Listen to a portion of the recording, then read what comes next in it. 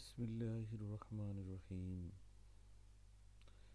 পবিত্র ইসলাম ধর্মে সম্পদ অর্জন এবং ধনাঢ্য জীবনকে অবৈধ ঘোষণা করেনি, বরং ধনাঢ্য জীবনকে নিরুৎসাহিত করা হয়েছে। অর্থাৎ পার্থিব জীবনের সম্পদ এটি আখিরাতের জন্য অর্থহীন, এ কথাই বোঝানো হয়েছে। যার জন্য নবী রাসূল অধিকাংশই তাদের জীবনে অনেক দুঃখ কষ্ট, অভাব অনটন, দুর্ভিক্ষের ভেতর দিয়ে, অনাহারের ভেতর দিয়ে দিন কাটিয়েছেন।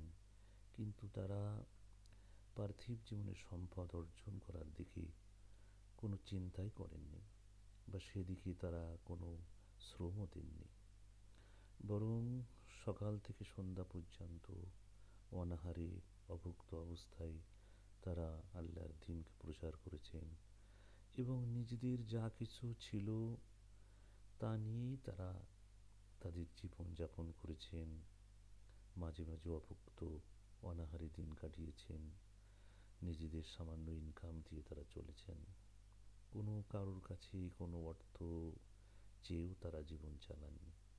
বরং মানুষ তাদের অর্থ প্রদান করতে চেয়েছে, তারা তা গ্রহণ করেননি।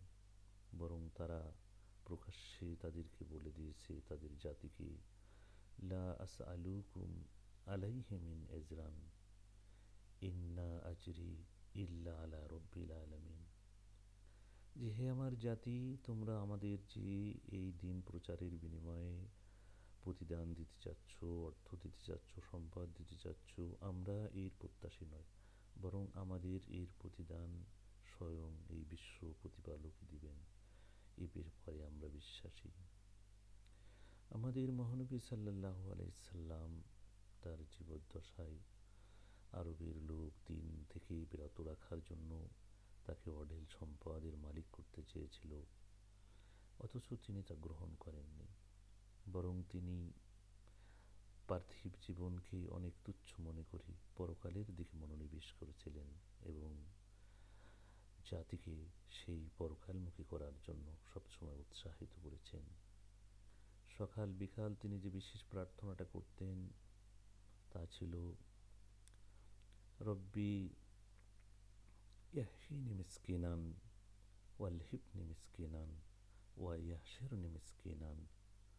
হে আমার রব, তুমি আমাকে দারিদ্র অবস্থায় রাখো, দারিদ্রদের সাথে আমি যেন চলাফেরা করতে পারি এবং পরকালে বা কিয়ামতের দিন দারিদ্র অবস্থায় যেন আমি উঠতে পারি।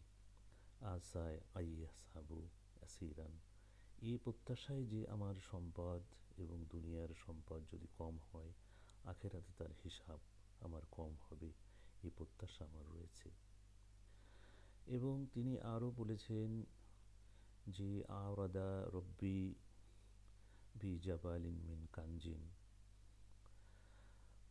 ফাকলতু লা ইয়া রব্বি, যে এমন এক সত্তা, অর্থাৎ আমার রব আমার দুর্ভিক্ষ, আমার অভাব অনাটন দেখে আমাকে পাহাড় সম্পদ, স্বর্ণের সম্পদ দান করতে চেয়েছিলেন।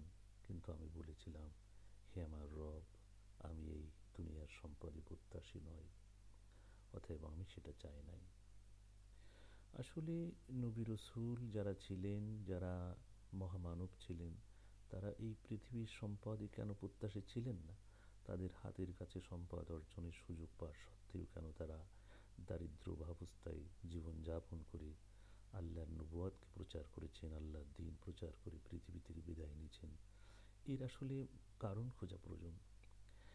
তো যে বিষয়টা বিশেষভাবে লক্ষণীয়, যে আসলে এই আল্লাহর নবী রাসূল যারা ছিলেন তারা আসলে দুনিয়ার জীবনকে তারা তুচ্ছ মনে করেছেন এবং তারা আল্লাহর বিধানকে সত্য সঠিক বলে সেই অনুযায়ী কাজ করার চেষ্টা করেছেন।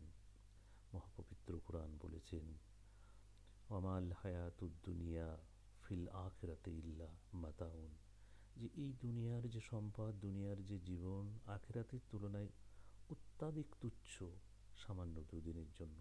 সুতরাং যারা বুদ্ধিমান লোক, যারা নবী রাসূল ছিলেন, যারা আল্লাহর প্রিয় বান্দা ছিলেন, যাদের হৃদয় মনকে আল্লাহ হৃদায়ত দ্বারা আলোকিত করেছিলেন, তারা মূলত ছিল পরকালমুখী। পৃথিবীর কোনো পার্থিব সম্পদ অর্জন করা, সম্পদ ভোগবিলাস করে অনর্থক সময় অপচয় করার মতো অবস্থা তাদের ছিল না, এবং এই ভোগবিলাসের ভিতরে জীবন কাটানোও তাদের উদ্দেশ্য ছিল না। তারা এটাকে নিজেদের জন্য, আখেরাতের জন্য কল্যাণ ও কর মনে করতেন না। সুতরাং আমরা এই পৃথিবীর এই সম্পদের দিকে না ঝুঁকে, পৃথিবীর ভোগবিলাসের প্রতি মনোযোগ না দিয়ে, বরং আখেরাতের সঠিক মুক্তির পথ খুঁজে পেতে আমাদেরকে আখেরাতমুখী হতে হবে, এবং এই পার্থিব জীবনে আমাদের যে নির্দেশনা আছে কোরআন হাদিস অনুযায়ী, সেগুলোকে সঠিকভাবে পালন করে আল্লাহর কাছে ফিরে যাওয়া আমাদের জন্য কল্যাণকর হবে। আমিন।